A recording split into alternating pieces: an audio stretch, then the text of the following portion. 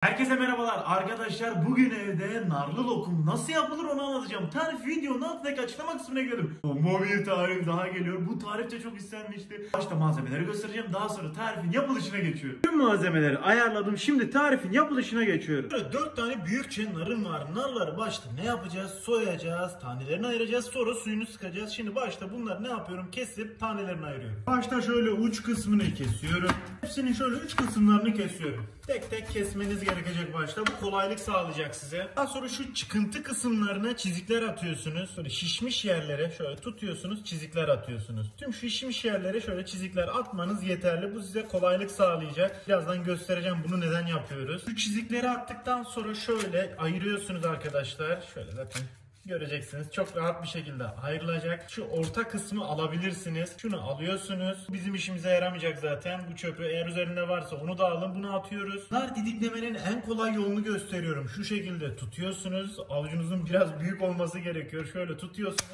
Vura içindeki tüm narı boşaltıyorsunuz. Ne kadar sert vurursanız o kadar etkili olur. İçerisindeki o tamamı boşalacaktır. 1-2 dakika içerisinde göreceksiniz. Tamamı boşalacak. Vurmaya devam ediyorum.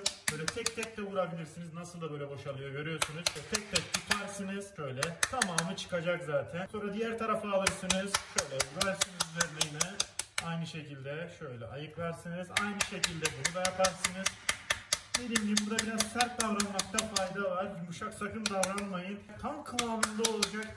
Durmadan vuruyorum. Göstereyim son halini. Olay işte budur. Tüm narı ayıklamış olduk. Şuna bakın, tertemiz. Siz de narınızı böyle ayıklayabilirsiniz. Şimdi hepsini bu şekilde yapıyorum. Tüm narı ayıkladım. Şuna bakın ya, mis gibi oldu. Emin olun bir 10 dakikamı almadı. 4 tane nar 10 dakikamı almadı. Emin olabilirsiniz bundan. Hiçbir pislik de kalmadı. Çok güzel oldu. Mis gibi oldu. Şimdi artık ikinci aşamaya geçiyorum. Bunu elinizde de sıkabilirsiniz ama ben fire vermek istemiyorum. Bunu robottan geçireceğim. Daha sonra süzgeçten geçireceğim o posasını almak için. Böyle hepsini robotun içerisine aktarıyorum. Hepsini ekledim.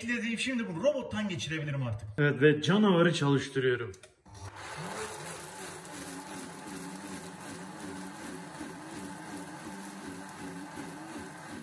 Bu kadar yeterli. 10 saniyede böyle paramparça etti bunu. Böyle bir kabım var. Süzgece ekliyorum. Üzerine de ne yapıyoruz? Çektiğimiz narı geçiriyoruz. Aşağıya zaten suyu inecektir. Görüyorsunuz. Yavaş yavaş insin. Tabi biz bunu ne yapacağız? Destekleyeceğiz. Biraz olayı hızlandıralım. Şöyle karıştıra karıştıra aşağı hızlı bir şekilde inmesini sağlayabilirsiniz. Gördüğünüz gibi kupkuru oldu. Valla bir parça suyu çıkıyor. Arkadaşlar bunu ne yapacağım? Ben bunu kenara alacağım. Atmıyorum. Üzerine bal döküp sabah kahvaltısında tüketebilirim. Şimdi bunu kenara alıyorum. Suyumuzu tekrardan şöyle kaba aktaralım. Kaç bardak çıktığını kontrol edeceğim. Tutuyorum. Tek tek bardaklara aktarıyorum. Bu birinci bardağım. Bu ikinci bardağım. Bakalım 3 çıkacak mı? Sanki yarısı çıkacak. Evet, tam tahmin ettiğim gibi 2,5 su bardağı çıktı. Ben bununla uğraşmak istemiyorum diyorsan isterseniz marketlerde ne satılıyor? %100 nar suyu satılıyor. %100 organik nar suyu. Onları da kullanabilirsiniz. Bu aşamadan başlayabilirsiniz. Şimdi artık pişirme aşamasına geçebiliriz.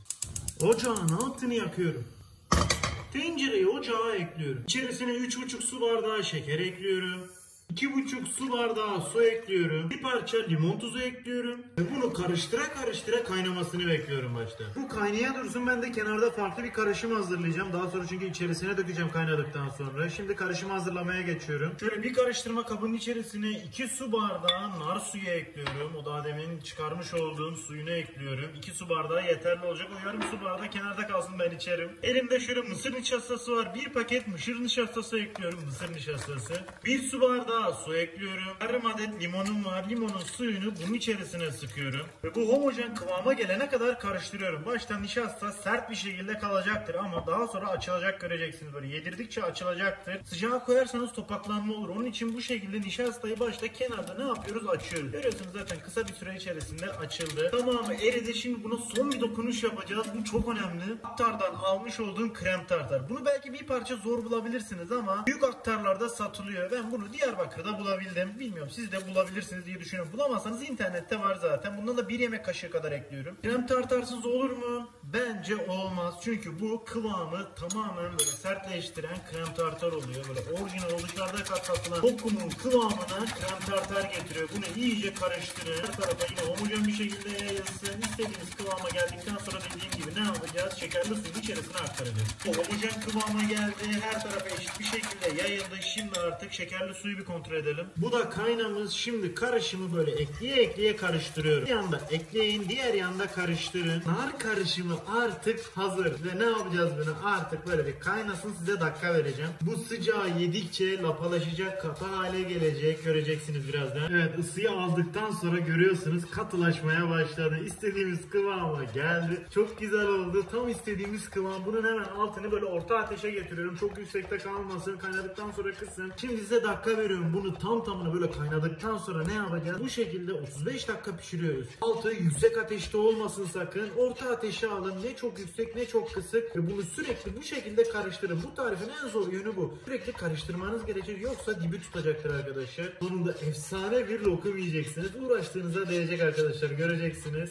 Tamına 35 dakika bu şekilde pişti. Artık bunu kalıbına dökeceğim. Benim şöyle bir tepsim var. Yağlı kağıdını koydum. Şu kenarlarından kırpın, düz bir hale getirin. Annem benim yaptığım gibi. Şimdi lokumu bunun içerisine ekliyorum. Tutuyorum. Kas katı kesilmiş olan lokumu, lokum karışımını daha doğrusu bunun içerisine aktarıyorum. Şimdi de spatula ile ne yapacağız? Bunu düzelteceğiz. Biraz daha kalın olmasını istedim çünkü çok ince olacaktı. Ne yaptım? Bir parça şöyle bu tarafa topladım. Daha sonra yağlı kağıtla üzerine böyle düz olsun diye şöyle bastırdım. Biraz sıcaklığı geçti. Üst kısmı da düz olsun. Diğer taraftan da diğer tarafını aynı şekilde yapın. Ya da ayrı bir yağlı kağıtla da yapabilirsiniz bunu. Şöyle tutarsınız ve bastırırsınız. Ayarladım. Pürüzsüz oldu. Şöyle kaldırıyorum. İşte olay budur. Tam istediğim gibi oldu. Şuna bakın, mis gibi. Başta bunun oda sıcaklığına gelmesini bekliyorum. Daha sonra şekil vereceğiz. Böyle ufak tefek pürüzler olabilir. Hiç sıkıntı dert etmeyin. Bunu keseceğiz zaten. Küp küp hale getireceğiz. Lokum gibi olacak. Şimdi bunun başta bir oda sıcaklığına gelmesini bekliyoruz. Oda sıcaklığına geldi. Bir yarım saat beklettim. Böyle dışarıda beklettim, hatta balkonda beklettim. Biraz dışarısı biraz serinlemiş. Şimdi bunu hemen buzdolabına atıyorum.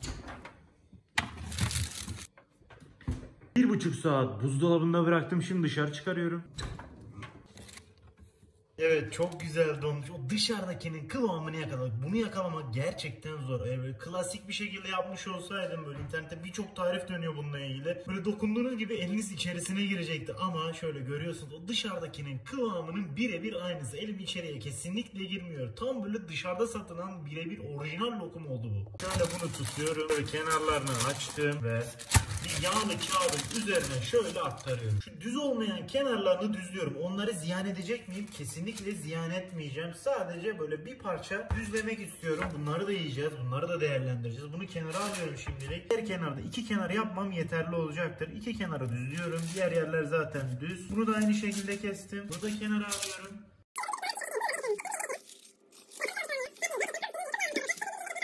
Hepsini uzun uzadıya kestim. Şimdi ne yapacağım? Şöyle küp küp şekiller veriyorum. Aynen bu şekilde, görüyor musunuz? Hepsini böyle kesiyorum. Lokumun güzelliğine laf yok. Tam lokum kıvamında oldu. İstediğim gibi oldu. Şimdi bunlara ufak bir dokunuş yapacağım. Elimde şöyle Hindistan cevizi var. Bir kaba boşalttım ve lokumları ne yapacağız? Buna yedireceğiz. Hindistan cevizini üzerine yapıştıracaktır zaten. Sizin ekstra bir şey yapmanıza gerek yok. Sadece şöyle bir banyo yaptırın. Hindistan cevizine bir banyo yaptırmanız yeterli. Daha sonra şöyle fazlalığını alın. Böyle bir tabağa ekleyin. Sunumunu yapacağım artık. Tek tek tutuyorsunuz. Şöyle bir tabağa aktarıyorsunuz. Bunları uzun süre tüketebilirsiniz. Hiçbir şey olmaz. Formunu korur. Bozulma olmaz. Dolapta bir kabın içerisine ekleyip tüketebilirsiniz. 2 tane kaldı ve hepsini bu şekilde yapıyorum arkadaşlar. Hepsini tabağa ekledim. Bomba oldu ya. Gerçekten muazzam gözüküyorlar. Dört dörtlük oldular ya. Böyle bir şey olabilir mi ya? İnsan gerçekten mutlu oluyor. Emeğinin karşılığını alınca gerçekten insan mutlu oluyor. Şimdi en sevdiğim zamana geldi. Tadım yapacağım, bakalım nasıl olmuş. Şöyle bir Türk kahvesi de yaptım arkadaşlar. Şimdi şöyle bir tadına bakalım. Böyle tutuyorum bir tanesini. Tadına bakıyorum.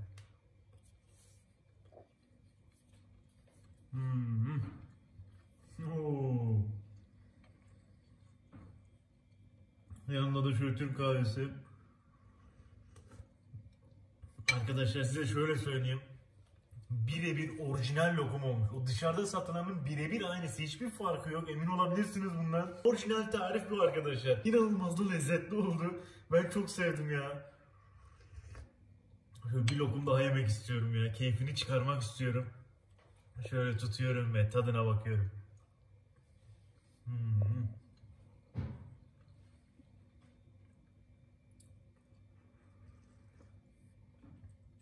Ya bunu denemeyen pişman olur, öyle söyleyeyim. Kahvenin yanında böyle düşünsenize, kendi lokumunuzu kendiniz yapıyorsunuz. Hatta size şöyle söyleyeyim, böyle bir tabak yapıp bir paket yapıp bir eşinize, dostunuza, bir bayramda, seyramda ya da sevgilinize, sevdiğinize bir paket yapıp böyle götürdüğünüzü düşünsenize. Kendi lokumunuzu kendiniz yapıp sevdiğiniz birine böyle hediye olarak veriyorsunuz. Gerçekten inanılmaz mutlu olur bence. Çok güzel bir fikir bence bu. Arkadaşlar bu tarifi mutlaka ama mutlaka deneyin. Herkese afiyet olsun. Videomuzu beğenip kanalımıza abone olmayı unutmayın. Bir sonraki videoda görüşmek üzere arkadaşlar. Hoşçakalın.